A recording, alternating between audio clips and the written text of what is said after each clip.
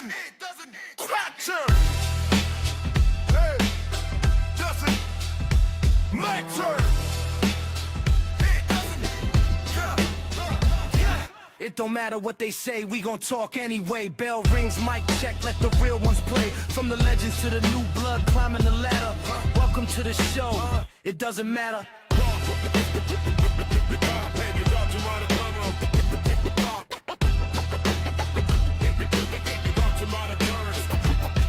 Notorious Dome set the tone, main event status. BDC bring a fire, every take savage. Strap facts with the knowledge, history splatter. Poppy planting a wild card, say it loud, it doesn't matter. No filter, no bias. This is the It Doesn't Matter podcast.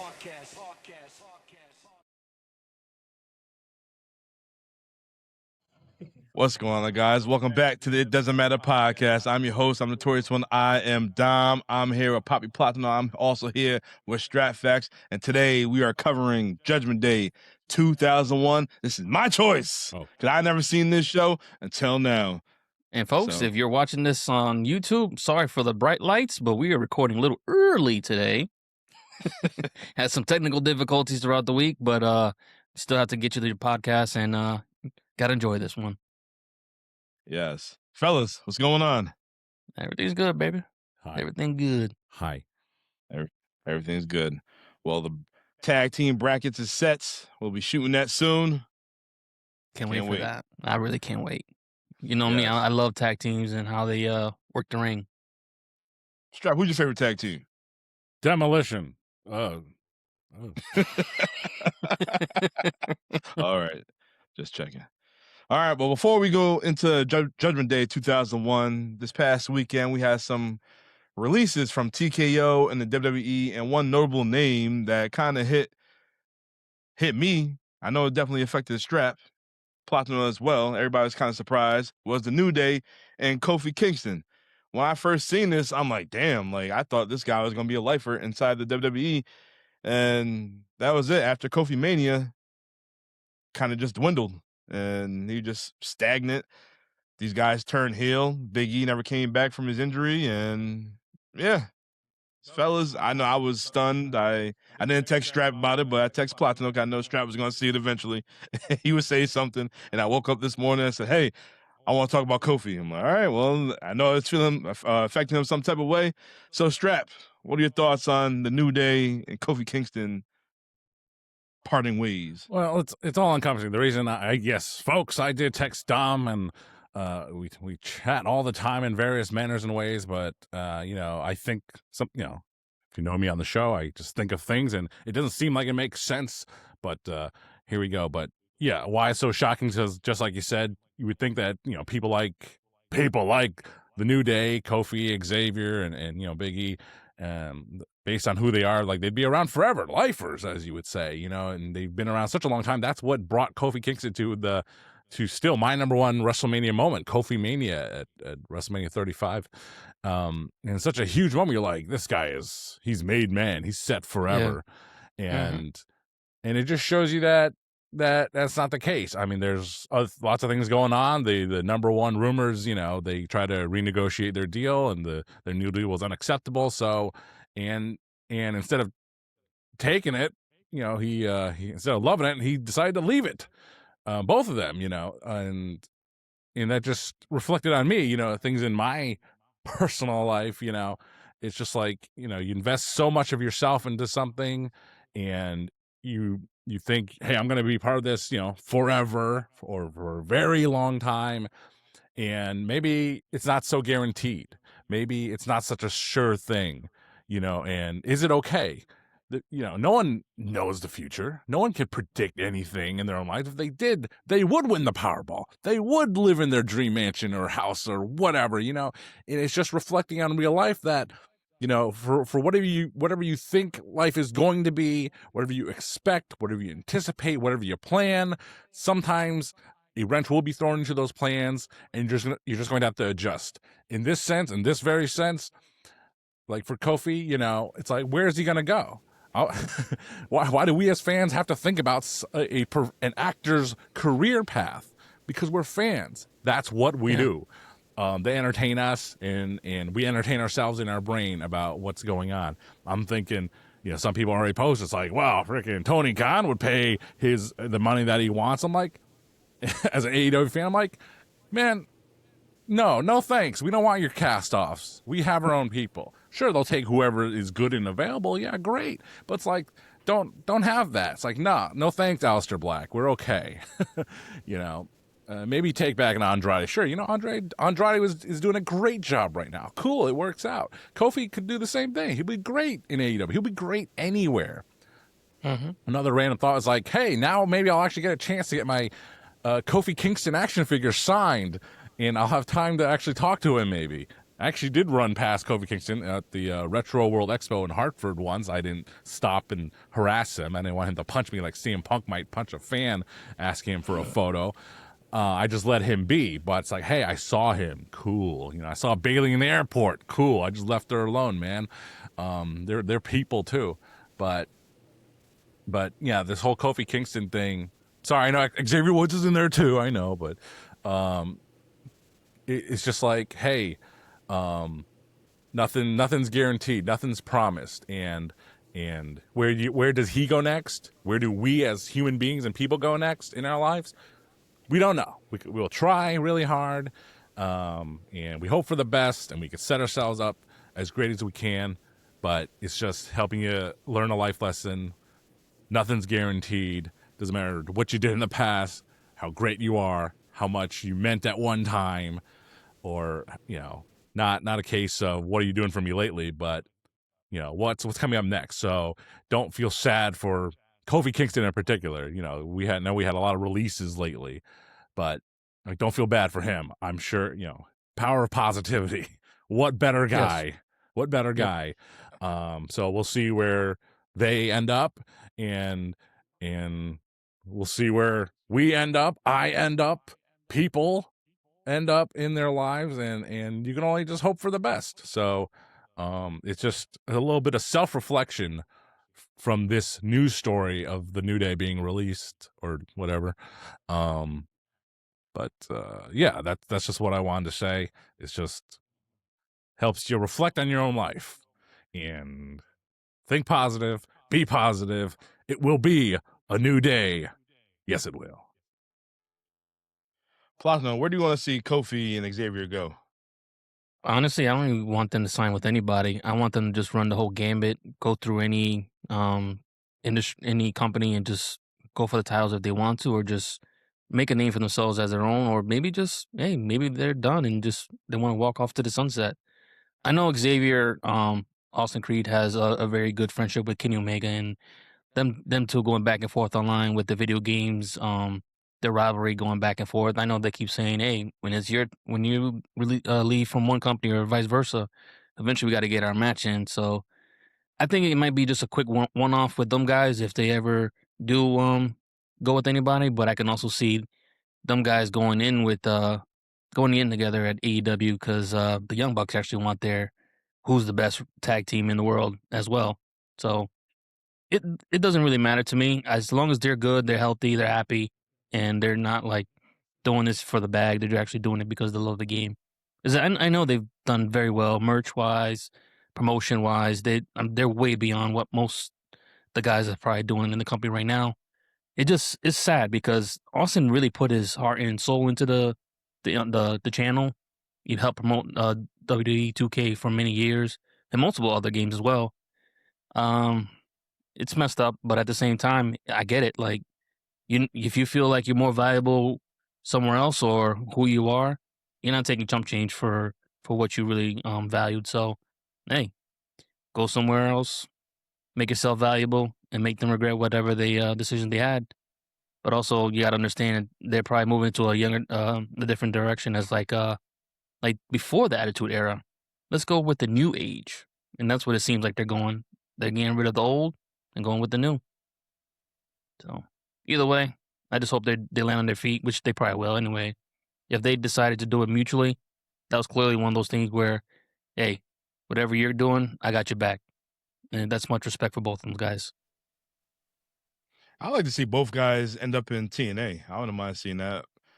Austin Creed back in TNA and Kofi, all right, some new competition.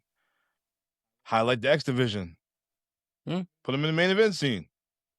Some dream, him and Nick Nemeth could do some damn things again. Yep. You know what they're capable of doing. So I wouldn't mind seeing that. I feel like Kofi, I think a little AEW might be a little too fast for him. Kofi, he's not that Kofi we seen like 10 years ago or so. So I don't know. Them guys move too quickly over there, and that might not be his thing. But he could prove me wrong. But yeah. The door's open anywhere. So these guys are gonna eat wherever they decide to do or decide to go. So I just got a question though with that though. Did you ever think the Hurt Business would be where they're at right now with AEW? Because I know you say their style is too fast, but I never thought Bobby and Shelton fit there, but they proved me wrong. Nah, Bobby and Shelton, they could work. Oh, I know that. Yeah, That wasn't even a problem. I'm just talking about the pace wise. They're very different than what AEW's pace usually is, but they make it work. They stand out. Them guys are good, but I can't see. Me personally, I wouldn't mind seeing it, but Kofi versus Strap. What's my guy's name? The TNT champ, Jet. Oh, Kevin Knight. Yeah, Kevin Knight. Ooh, yeah. I don't know. I feel like I said, you don't need a long run, just a quick 1-off or 2. That's all he needs, just to highlight some of the young talent. But like you said, Kofi's it's like you said, Strap. I thought he was going to be a staple for WWE, a lifer. But if you think about it, one of the greatest of all time was supposed to be a lifer, and he went next door. He went to Orlando. Who's that? Let me tell you something, brother. Oh, that guy. He's going through a divorce. He needed to get paid. I'm talking about 94. Episode 2. No, just kidding. Oh, that one too. Yeah. All right. Well, Linda was like Booker T. Hulk Hogan, I'm coming for that check. Never.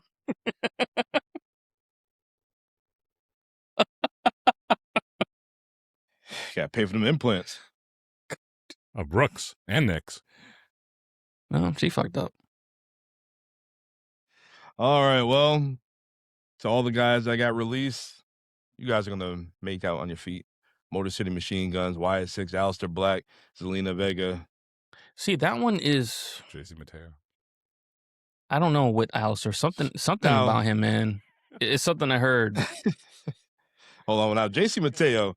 Oh man, this guy eats corn on the cob. He never had opportunity. He never had nothing going for him. He had 4 singles matches in WWE, and I think he won 2 of them. And one was against R-Truth. This guy never had no opportunity. He never had he never shined whatsoever. I'm mad about that one. I mean, I saw something that looked. It's probably fake, but someone's like, "Oh, they're gonna bring a Lucha Underground." That's why all these guys are getting out of there. And it's like, yeah, man, freaking JC Mateo, the Monster Matanza, Dario Cueto's brother. Man, that shit was wild. Lucha Underground. They went for like 4 or 5 seasons. I didn't even see the 4th one. Season 2 was like 4 seasons in itself. But the very first season, it was on Netflix for a little while. That was some great. Yeah, I was watching. That was some great stuff, man. 2015, what a time! Such a long time ago. But hey, if that's true, that's cool. Then he has somewhere to go. But a lot of talent out there. It's coming back to the non-major scene, so it's gonna be cool. So yeah, that is it. All right, well, let's get into 2001 because the roster was stacked. Damn near every Hall of Famer is on this card, and we are in Sacramento, California. Judgment Day 2001 is presented by RC Cola. Strap, you got some RC Cola in your fridge? No, I've had it. I do enjoy it whenever I see it because it's not a common thing unless you go to Dollar General all the time. But yeah, RC Cola is pretty cool. Actually, I think I had it. I was like, yeah, it tastes kind of flat. it's actually not that great. Why does Michael Jordan like this? I don't even know if he does. I just made that up. But oh man! All right, well here we go. Our opening match. We have William Regal, who is the commissioner at this time, and he's taking on Rikishi. And when Regal came out, You know how lately I've been talking about Big Pop? Well, he had an ovation. They booed the hell out of him as soon as that first note came off of the song. And he started talking how Rikishi put that nasty, vile, stank face, that stank ass, in Stephanie McMahon's face, and he basically besmirched her, and now he's gonna get on her good gracious, and it was funny. Rikishi was hot at this point, and Regal did everything to avoid the stink face. Yeah, he did. He tried to avoid that ass. Rikishi had him in the corner. Regal hit him with a low blow. Oh man! And then when he was trying to hit him with the leg drop, not the leg drop, but just sit on top of him, he avoided that one too. Yeah. But it was interesting. Regal got the win, which caught me off guard. Hit him with the Regal stretch, and my man Regal got busted open. I'm not sure how the hell he got busted open, but yeah, Regal got the win. Same It was ballet. It ain't ballet. good opening match. It I was. thought so. I thought so. It was too. short. It was good though. Well, you know how we do, man. We like a match to come out hot. Just get us something quick and easy, one and done. I did feel like Rikishi was gonna win, and the way Yeah. that match was going, because he was really doing everything he could to besmirch him as well. Got the stink face in. I'm like, all right, yeah, Rikishi's gonna win this after that. But no, like you said, the Regal stretcher or whatever it was, he did, and then boom, you're like, what? Wow. So Caught me off guard. yeah, you know how we feel about Regal, man. I think he's technically sound, probably one of the best to ever do it. Feel like very underrated. Just people just don't understand. They don't understand. I think he got cut from that stink face. Oof. You get all bloody. It was hilarious. As soon as he took the stink face, he rolled out the ring and just his eyes was all bugged out and he Yeah. just hunched over and oh man, Regal, he definitely sell. I thought he was gonna good. pull a Booker T on. That's what I thought. I thought he was gonna throw up that kid in the front row. Was that real though when he did that? They probably put something in there, just like Tedros O'Neill and the Thanksgiving thing on Mohegan's Son, and he threw up.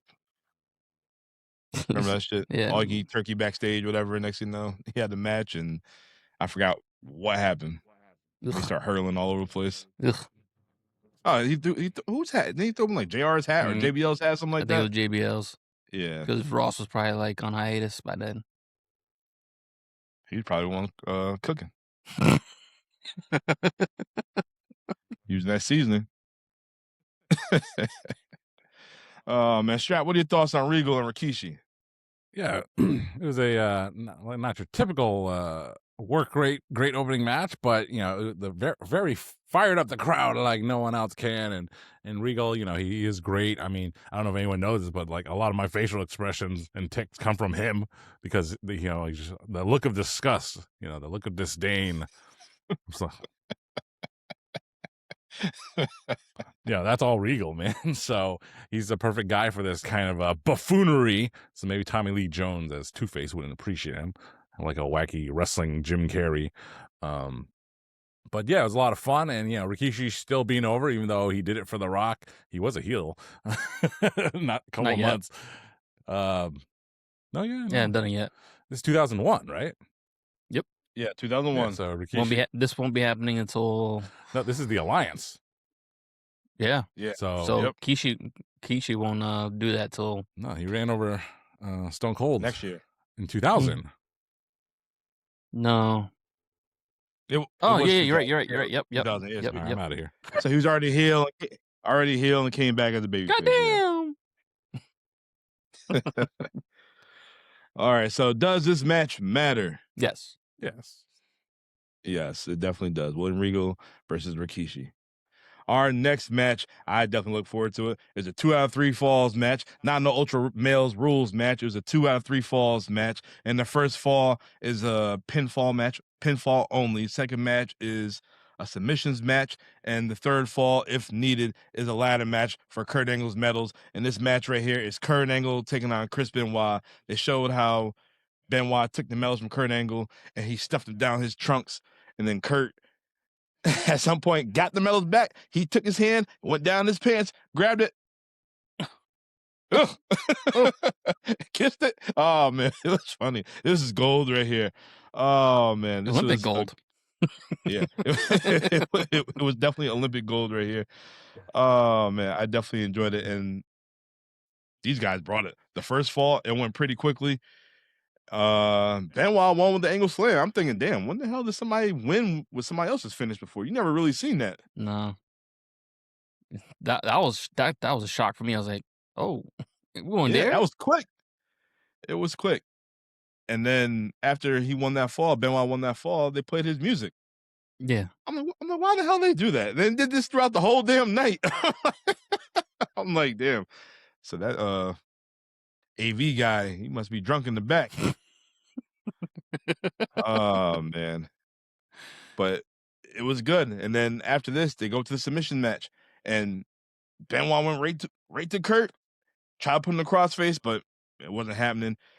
And yeah, these guys are trading blows back and forth. Kurt goes for his angle slam, then he hits him with the ankle lock, and Benoit taps out. Like, damn, you really don't really see Benoit tap out. That was a shocker for me. I honestly thought Benoit was going to do it 2-0 and then just walk out of there with the medals. But wow, yeah, that was that was a shock for me as well. Yeah. Yeah, so time for the third fall. The ref is getting the medals, getting ready to hang it up, and Kurt, he just attacking Benoit, just attacking him. That's the perfect thing to do. You're not gonna sit there and wait. Oh, and they played Kurt Angle's music, by the way, after he won his fall. But yeah, they hang the medals up, and man, these guys, they were laying it in, man. That snap suplex Kurt did to Benoit on that ladder, and then Benoit with the ricochet uppercut with the ladder in Yeah. Kurt's face. Like, Jesus, man, these guys, they really put their body on the line right here. And yeah, Benoit, he puts Kurt in the crippler crossface, and then these damn Edge and Christian, these buffoons, they come out, distract Benoit, and Kurt climbs up the ladder, and he gets the win. He gets the medal. And Benoit, he is pissed. He is pissed. But I enjoyed it. You cannot go wrong. After watching this match, I'm like, damn, like, I really miss these Chris Benoit matches. I don't care about the man for what he did, but the art, chef's kiss. I agree. Strap, what are your thoughts on this match right here? Yeah, it shows how people change all the time. People change, and yeah, I like clean finishes and things like that, and I hate botches, and I think a botch ruins the match. I used to think that would just ruin the experience for me, but then if you watch these matches back 25 years later, god damn, boy, you don't see them the same way you did when you were younger. So watching it now, it's like maybe there's some things you didn't like, and it's like, okay, it wasn't a perfect match, because there's all these the interference at the end. It's like, oh, come on, these two can have a classic match, and great, they did 2 years later at the Royal Rumble. And that that was, I think, pretty much perfect. So this, I had, like I said, run-ins and things like that, and goofiness with, the music and the stipulations. I mean, that's just what it is. You have to mix it up a bit. But it surprised me. I mean, surprised my memories, because I was like, that's the match, the Royal Rumble match 2003. That's the one I'm thinking of for Benoit Angle. You want to watch one of those matches? You watch that one. And they had a match at WrestleMania that year also. And it's like, yeah, but it was too short. I didn't like the finish. It was a schoolboy. That's how you talk when you're disgusted with things. See? So yeah, like my memory says, oh, this wasn't that good. It could have been better. But watching it back, it's like, nah, it was really good. It was great, So just like, you miss seeing that kind of action, Dom. It's like, yeah, this is really quality pro wrestling as a whole. I'm not going to detract from it. So it definitely does matter for me. Platano? I equate this to like a nice slow cooked pork shoulder. That nice crispy layer on the top, nice little crunch real quick. Keep every little bit of layer gets a little bit better, a little bit more juicier, and then beautiful tender juice at the end. You just sorry, closed on Mondays. I honestly felt like the matches got better and better. Like the intensity grew better. The action got a little bit stronger, a little bit more decisive, and then just the ending, that was it made sense because Kurt and Edge and Christian, they're quote unquote buddies on the back, and he's like, "Hey, you gotta help me out with this, right? I gotta get my medals back." And because of that, it made sense why something in the future would come into the tag team turmoil. But yeah, I don't think these Yeah. guys can ever have bad matches. They don't believe in having bad matches. If they do, they're like, "Hey, we're going back out there and doing this better." That's just the way they always fall, in my opinion. And I know I said beforehand. Can you believe Kurt's only 2 years in at this time? And he wasn't even the wrestling machine yet, but he was Yeah. there. He was Just already like- like top 5 at that time. Just like his hair in that damn poster in the match. I said, damn, he had a full head of hair in that damn graphic they had. I remember that. That shit's thick. Then he comes out to the ring like, damn, that shit thinning. That's Kurt Angle from ECW hairstyle right there. Woo. Jesus. Oh man, but yeah, that match is definitely a must watch, and that damn finish, like, damn, like, why this had to happen? Mm-hmm. But yeah, I enjoyed it. This match definitely does matter. Well, our next match is for the hardcore title. We have Rhyno defending his title against Tess and the Big Show. And I'm with you, Strap. When I heard you talking about this on a previous episode, I was like, ugh. And once you add Rhyno to the mix, I was like, something's going to get interesting. So I was like, all right, let me sit here and watch this. Hopefully it's not too long. It wasn't dragged out, but Dom, get into the action. it wasn't even a long match. Before the match even started, Tess and Big Show was going at it. And Good. yeah, I didn't care for it. They was fighting throughout the crowd, went backstage, got back into the ring. Typical weapon stuff. I don't know. Maybe at this day and age, I don't care for hardcore matches anymore. We probably so desensitized from watching so many of them because it was a 24/7. Yeah, and then back in the day, oh, this is cool right here. Yeah, I like this. I'm like, let me go get me some ramen noodles for this match. Got me some ramen noodles. Got me soda to watch this. And I'm like, oh, Lord, I could care less for this match. But the finish of the match, Rhyno throws a garbage can to Big Show. Big Show catches it, hit him with the gore. 1, 2, 3, and that's it. And Rhyno looks pretty fit at this time too, by the way. Rhino's not changed since the day I've seen him. He's just a little bit thicker. Pause. Yeah, and so this match didn't do nothing for me. I thought it was just a placement match. It was chaos. Doesn't matter to me. What about you, Platano? I actually liked it for some reason. So every now and then I like the chaos, the stuff that you can't predict, and especially the gore. Man, I love that it's basically like the RKO. He just hits it out of nowhere. Sometimes you'll know he'll set up for it, but when he just hits it, it's like, yeah, done. So I kind of liked it. Does it matter? Yes. All right, Strap. What about you? I'm a weird guy, so the only thing I was thinking about was like, it's the WCW World Champion, the Giant, taking on the U.S. Champion, Raven. In my head for some reason, that was a previous match, but they all blend together if you ask me. This era of the hardcore title, but yeah, just that kind of fatigue. It's like, it's just like that mindset. It was cool at the time, yeah, but even at the time, it was more of the same kind of thing. So, and it wasn't anything spectacular or different than the usual. It's just your standard fare, and it's forgettable in a way. So, no, doesn't matter. And think about it. This is 2 years in Big Show, 2 years in WWE, and he's lost in the sauce. He's down the hardcore division. He was the Giant. Then you have the Alliance, and then look at this. You back down here. You remember that He was video? already champion by then, right? Yeah, he was champion already. Oh, yeah. Jesus. That video, I think when Big Show and Brock Lesnar's very first feud, and they're showing how far Big Show had come. Like, he was a killer. When he came back against Brock Lesnar, and they're like, "Look where I came from. I was at WrestleMania. I wasn't even on the card. I was at WWF New York going WrestleMania. Woohoo! I'm going to WrestleMania."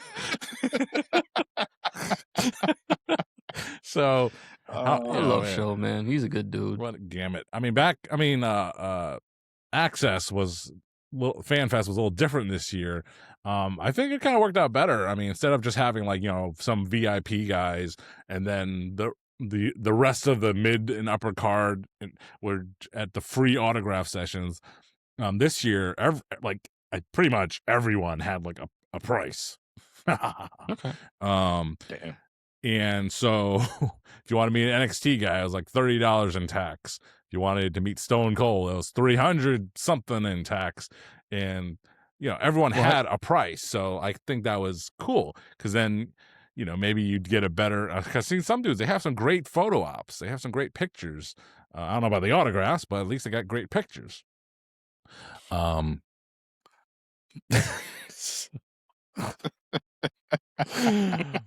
lost my train of thought. But yeah, I don't know. Let's move on. All right. Our next match is for the women's championship. We have Chyna defending her title against Lita. Chyna said that she wants some new competition. There's nobody woman enough for her to take that title from her. So Lita, she's next one up. Chyna came out the peacock head gown thing, whatever you want to call. Charlotte reinvented that shit because she had the full thing, the full peacock. Yeah, she did. Yeah. But yeah. They hugged before the match. Some friendly competition right here. This is what it was. And me watching this match, I'm thinking, damn, there's a lot of side boob in this match right here. I'm like, it's a lot going on. Next thing you know, whoa, shit popped right out. I said, damn it, Netflix, you ain't gonna show it? Nope. It came right out. I saw that too. I was like, yep, exactly. What the? More sound effects have returned. Oh, we could have timed that better. Yep, that's the dryer. Please tell me that's a clip. And Lita did a move to her. Woohoo! Okay. We had the right to censor come out. They're alive. They're alive. Oh man, that was good. I better see this shit on on our TikTok tomorrow. Good for you. My dryer doesn't buzz at all. It just stops. I could turn it off, but I got the noise on. I don't know. No, Whatever. keep it on. Yeah. You started at the top of the show. Oh, man. We could have timed that better, bro. Yeah, seriously. All right, well, let's get back to it. It was a decent match. It was pretty decent. Eddie Guerrero came out. He started watching, but Lita was no match for Chyna. Chyna won with the Chyna bomb, the Chyna power bomb, and that was it. Strap, how long did you say Chyna lasted after this? Not. This is like her last match. I think. I feel like. I mean, I don't know exactly, but I feel like she quit after this match. You know. So who got the title? Do you know? I think it was an abeyance. In Communicado. Yeah. Oh shit. I think not Jazz, but Trish Stratus was involved in like the renewed tournament. I think didn't Jazz win it or something? I don't know. It doesn't matter. It doesn't matter. But it was cool. We finally got to see these women go at it, and yeah, Lita wasn't turned up yet, but Chyna's right. Lita's no competition for her at the moment. I gotta agree with you on that. I gotta say one thing though. Compared to what we were used to in this era with the women with the hair pulling and the boob pulling and all that other stuff, it's actually a pretty decent match with these girls. I mean, there was some timing issues I can see because these girls aren't like as experienced or trained like the girls are nowadays. But for what they were doing and what they were trying to get to, I got to give them props, man. They really tried to, make a name for themselves and at least keep the division alive because in any other era, that would have just been done. So. Yeah. Does this match matter to you? I want to say no, but I'll give it a yes. Because we're not using, I said the last one. No more, you know what. I'm not even going to say it. No more. Stroud, what about you? I will also say it matters because it was the only match of its kind between these two. So if you ever had a fantasy book, Chyna versus Lita, well, this is what you got. So Yeah. it does matter historically. All right, I have to agree with y'all. Yes, historically, it does matter. Ah. And you'll see this match on WWE 2K26 IDM _podcast Okay. on Twitch. Any match that matters makes the list. Rehash booking. Man. Ugh. Yes. Yes. Yeah. All right. Well, our next match is for the Intercontinental Championship. It's a chain match. We have Kane taking on Triple H. And man, that Intercontinental title, that's why I didn't like that Intercontinental title. That shit looked so damn small on Triple H's waist. Anybody's waist, to be honest, at that era. Most of these Yeah, I guys didn't are like that. Come on, they're body A-Train. guys. Albert was the Intercontinental Champion. Oh, Jesus. I forgot about Baldo that. bomb. I completely forgot about that. So I'm trying to figure out what's the purpose of this chain match? Like, it's just like another form of hardcore match, or just keep them together? Well, they Could have did it with a strap they match. have a video package for what's this. the purpose? They did. I didn't see what happened. I just know these guys got physical. And what So- happened? Did they bring out a chain? So what happened was in previous weeks, Triple H had used the sledgehammer on Kane's arm, and Kane had like a cast or some kind of like thing Yeah, it was covering taped it. up. And I'm guessing he was hit every time Kane would try to help out Taker. Triple H would come out and attack him, and scurry away and have his advantage, but Kane wouldn't get the comeback. So they decided, hey, I gotta get my comeback. So you ain't running around and doing whatever you want. You're gonna be chained to me, and we're gonna go one on one and get this thing done. All right. Well, it makes sense. Well, they were chained together, and this was a physical ass fight. And Kane used that chain to his advantage. And yeah, Triple H, he got busted open through a chair shot. Mm-hmm. Kane's choking Triple H out with that damn chain, Mhm. whipping with the chain. Oh man! And then this is what I don't get. It's a chain match. You could do anything in the world. Why the hell Kane on the top rope connect to the chain? You already know Triple H is gonna pull him down. Then that's when Triple H takes You advantage. don't know that.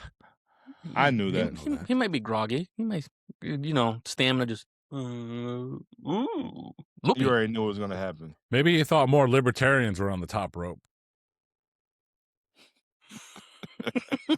I gotta say something about Kane here. I don't know. They had that show at WrestleMania weekend, the Tony Hinchcliffe show, and Yeah. Kill Tony? Did I talk about this already on last week's my WrestleMania review show? I'm gonna say it again, just so you understand me. So they had the roast of WrestleMania last year, and I heard it was a big hit. So I was interested in checking out this year's Tony Hinchcliffe show. I guess the format changed, but I had no idea about it.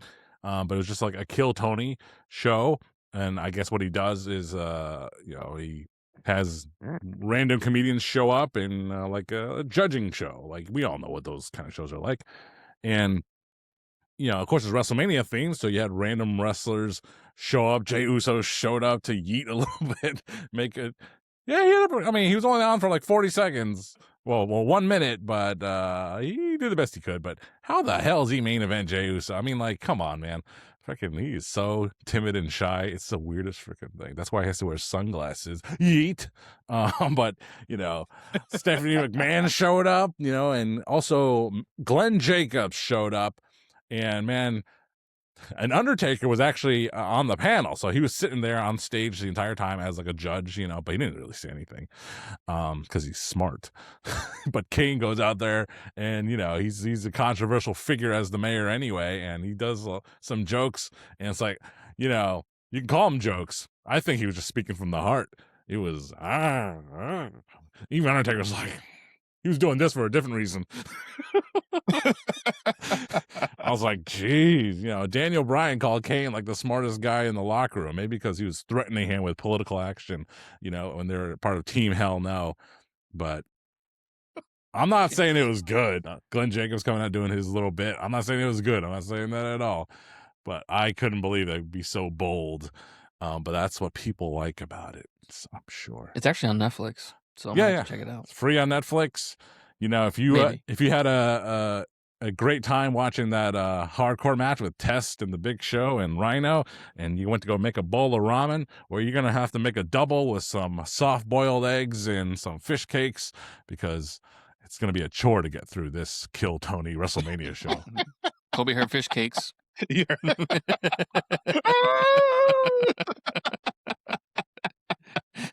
um, This show's going off the rails tonight. Fuck it. It's a daytime show. I know. Hey, that's why. You know, things are tighter on the day shift. That is true. Oh man! All right. Well, Stone Cold, he comes out. He's trying to interfere.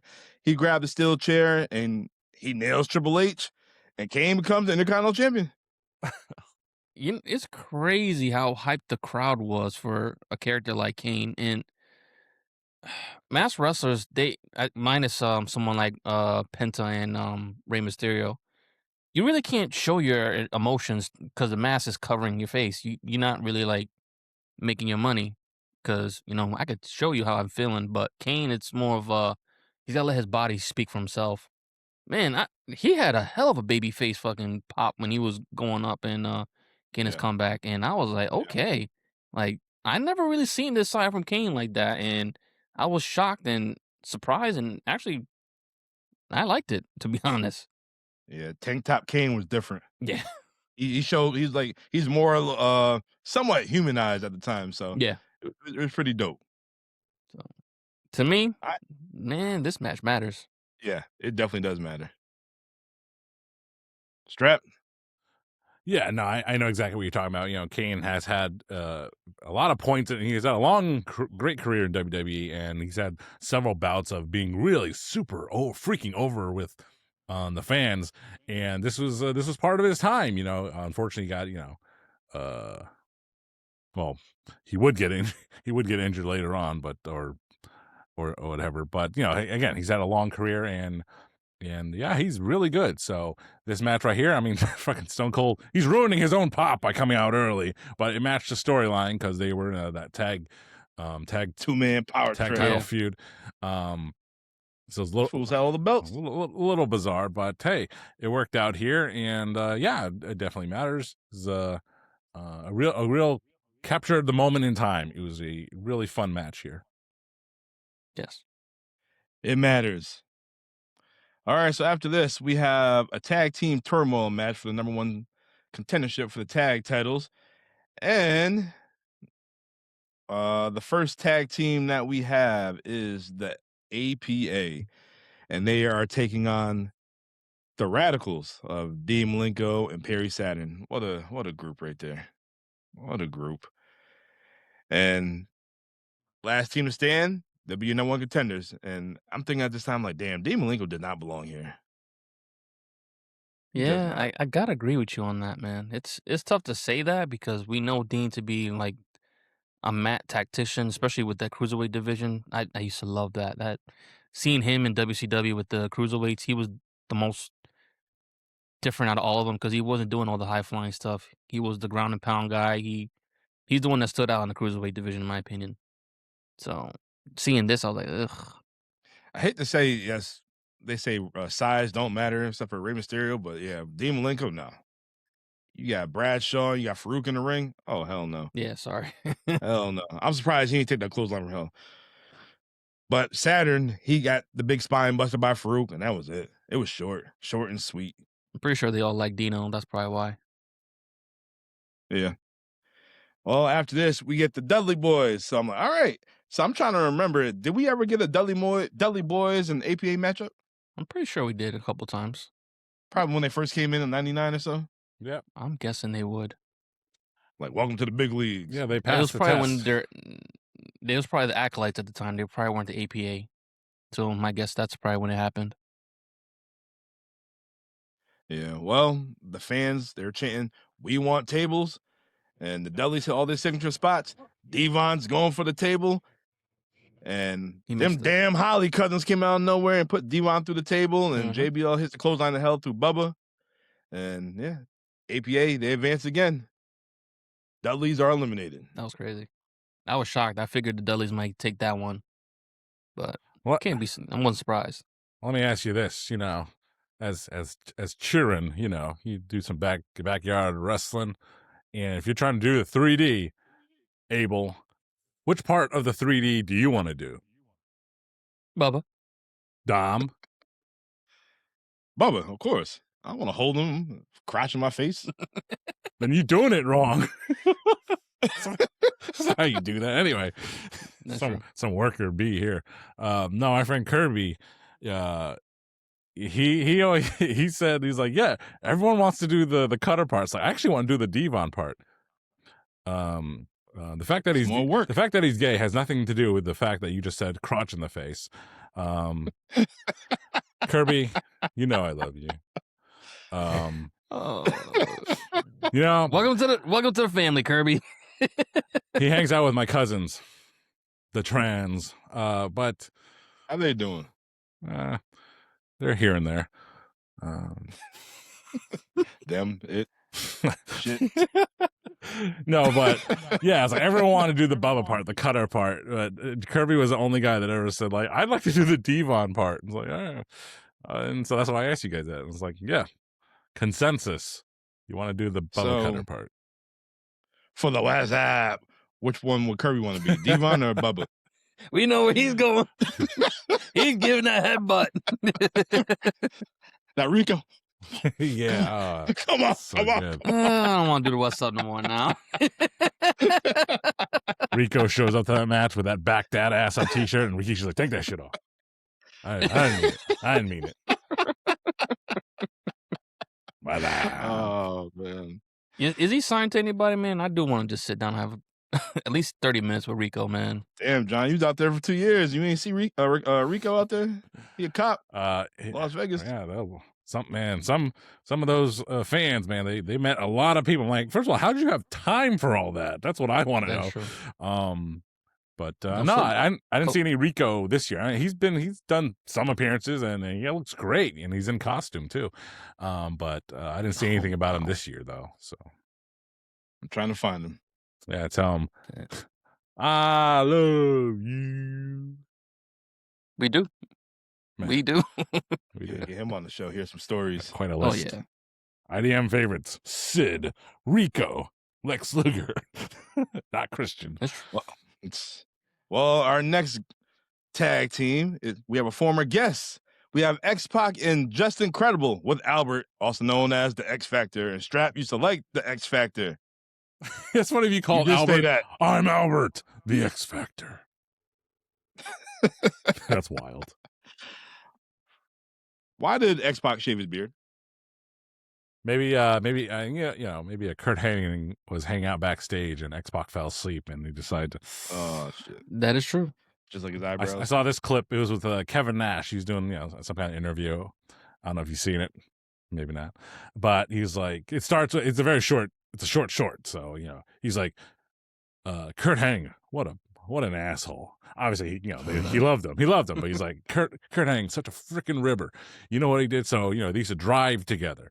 So, and Mr. Perfect, he liked to do the electric razor, and he would take the clippings and he would put them in the neck of Kevin Nash because he was a driver. So Kevin Nash would be like, fuck! You can imagine. It burns like one kills you right here, but a ring of them, but he wouldn't sell it because you can't sell the rib. But nope. Like later on, though, he was like, "What the hell did you do to me?" And it's like, and then he told him, "It's like I'm gonna jackknife the out of you," So anyway, how'd that come up? I don't know. Oh, X-Pac's beard. X-Pac's beard. So Yeah. So maybe Mr. Perfect put a rib on X-Pac, but you never know. You can always changing up looks. So That's true. Yeah. Well, X Factor, they took out the APA. Why? Because Albert interfered, holding Bradshaw's foot. After this, we get the Hardys. The fans are hot for them, and Albert interferes again. And yeah, after the Hardys, we have Chris Jericho. Everybody wants to know who's going to be Chris Jericho's tag team partner. When we find out, it's Chris Benoit. He's doing double duty. I honestly probably would have had them come out last, in my opinion, just so you get that shock factor. Like, who is Chris Jericho's partner? and then have Edge and Christian freaking out like, "Oh, we messed up." That's one of those things where you want Yeah. to do reverse. Albert tried to get involved again. It wasn't happening because Jericho and Benoit made both men tap out. And your last tag team is Edge and Christian. And yeah, Benoit's like, nah, y'all screwed me before. Not this time. Yep. And yeah. Benoit and Chris Jericho, they're your new number one contenders, and they're going to take on Triple H and Stone Cold at a later date. I looked up that date. That was May 21st, 2001. I searched Netflix to see if I could find it, and it's not on there. Damn it. You know what night that is. Yep. I want to see the whole show. Like I said, 2001, I never really watched PLEs and certain stuff, so I definitely want to see. That was in San Jose. Yeah, but then WCW is out of business, baby. Yeah. Yep. But man. So, what do you guys think about this turmoil match right here? Was it too much going on or too messy? What's up? I think it was just enough to where you still had storylines with other tag teams, so that way when tournament was done, it wasn't just like these guys are one and done and they're just going to be in the back. It left you with some stories that needed to be finished for a later pay-per-view or even something down the road. I don't know if anything were to happen, but at least 2 storylines were left out there to make you think, all right, we can go somewhere with this. So it was good. Not great, but it was good enough. Strap? Probably at the time. I again, that rat bastard, young John Lee. What a guy. But looking back at it here, it's like cool, man. We get to see all the top acts in their peak, in their prime of the Attitude Era, and they're coming out, and you're like, yay, awesome, and and the fans popping for them, and it was just fun to see. So nostalgia wise, it was a lot of fun. It was great. So, and I loved all of it. But at the time, it'd be like, man, you gave the Radicals a minute. Hey, Dean Malenko, what the hell? Yeah.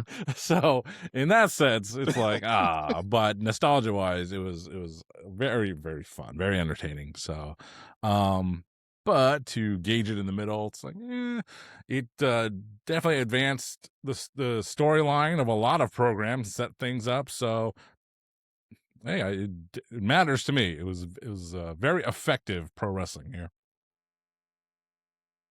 Yeah, I definitely enjoyed it. Like you said, seeing all the tag teams, seeing how the tag teams were back in 2001 compared to how they're being treated today in WWE. They had mad tag teams, actual tag teams, not no makeshift tag teams and whatnot. Yep. But I definitely enjoyed it, and it definitely does matter. I wish I could watch the match between Benoit and Jericho, which I probably can. It'll probably be on the vault soon. But As soon as you said it, because they're listening. Yeah, show me that full episode of Raw. Nah. True. Yeah, but nah, I definitely enjoyed it. I definitely enjoyed it. All right, main event time. We got a no holds barred match. We have Stone Cold Steve Austin taking on the Undertaker. Austin, he made the biggest no. He called the cops, said something about Sarah, Undertaker's wife at the time, and yeah, you don't mess with a dead man's wife. You don't do that. Diamond Dallas Page. And these guys first Vince came out in commentary. Paul Heyman's kissing ass. Of course. And hey, boss. Yeah. Stand up. No, sit down. Yeah. Yeah, but man, Undertaker, he brought it with the Limp Bizkit rolling, and Austin came out. He brought it right to Stone Cold right in the aisleway, and these guys, they are fighting. They are banging. They're going throughout the whole damn, around the ring area and whatnot. And Undertaker, he choke slammed Austin through an announce table.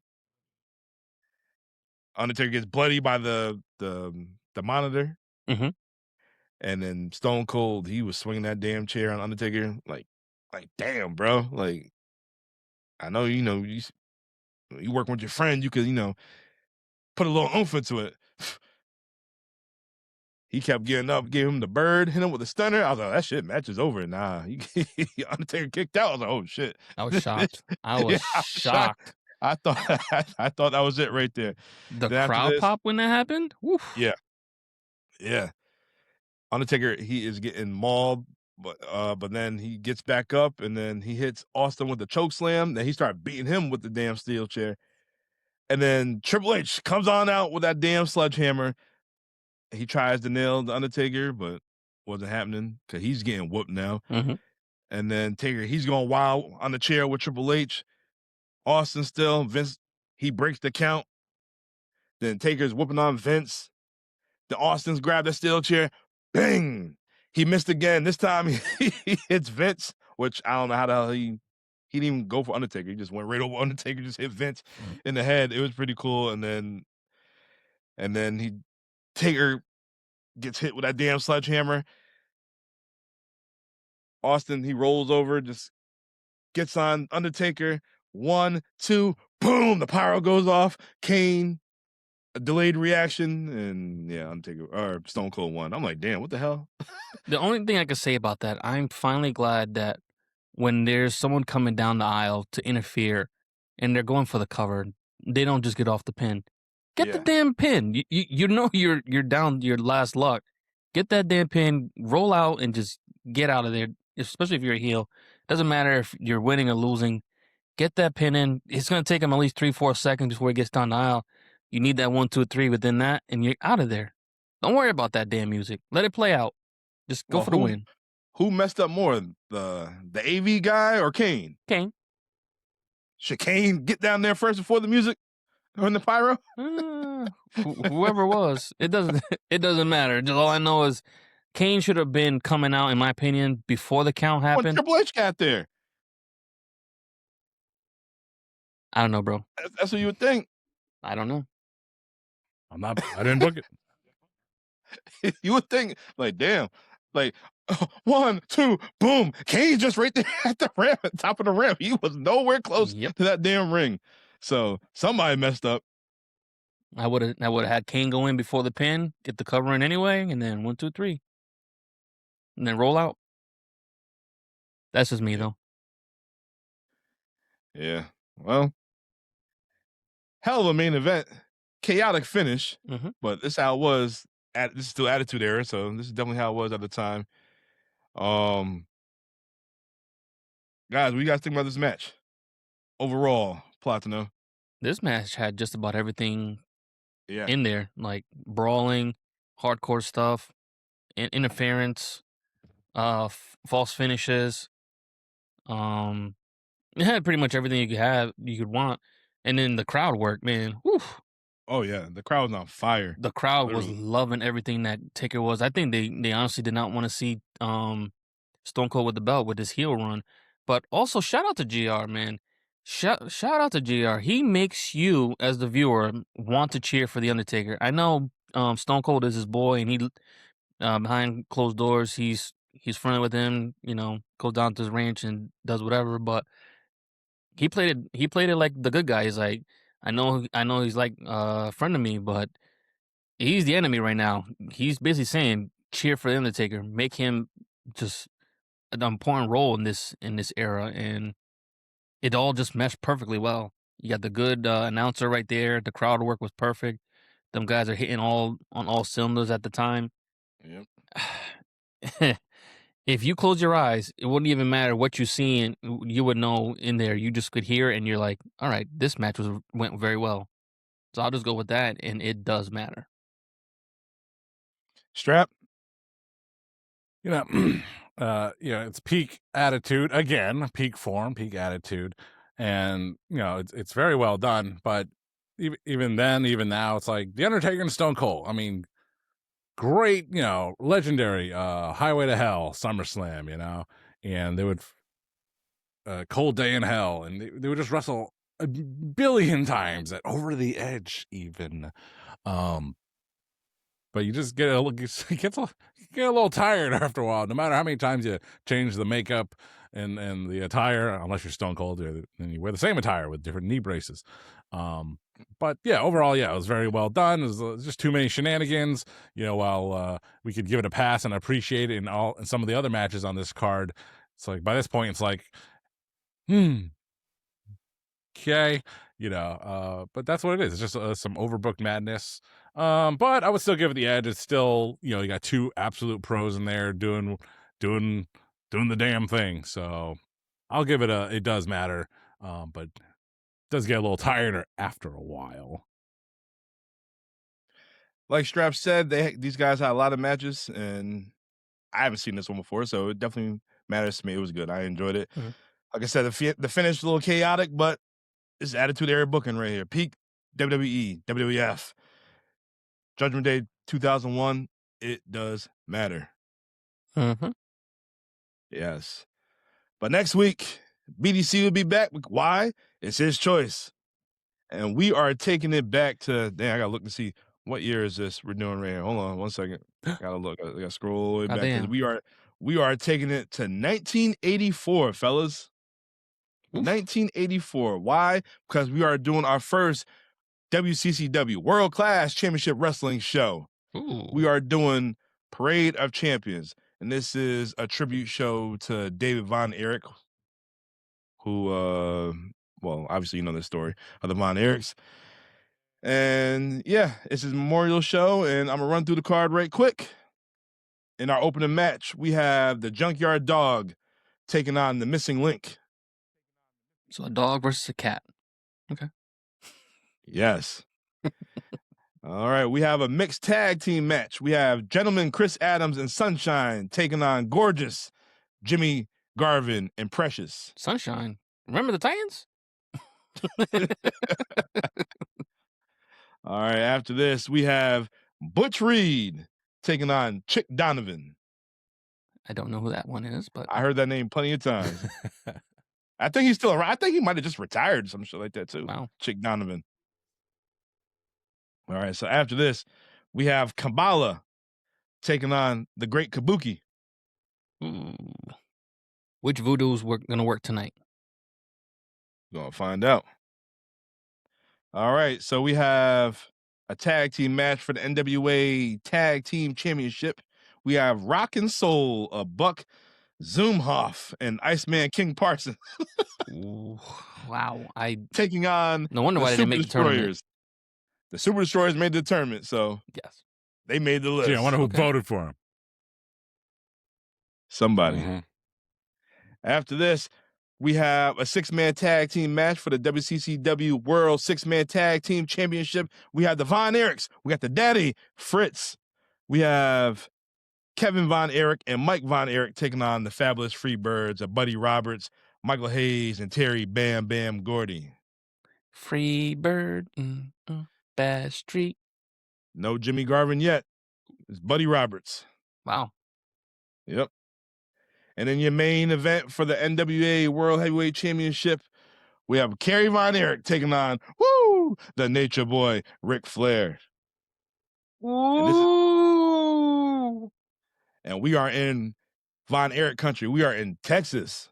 So definitely looking forward to covering this one.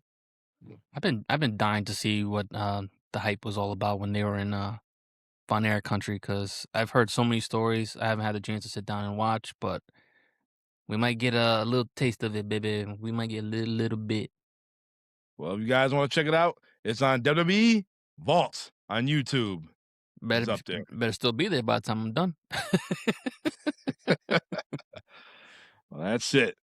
All right. Well, 2001 WWF stacked rosters, wild storylines, and gives you shows that be all over the place, but we love it. Let us know your favorite match of Judgment Day 2001, and if it matters to you guys. Remember to like, share, subscribe, comment, all that good stuff. I'm Notorious One. I am Dom. I'm here, Poppy Platano. I'm here with Stratfax, and we'll see you guys next week.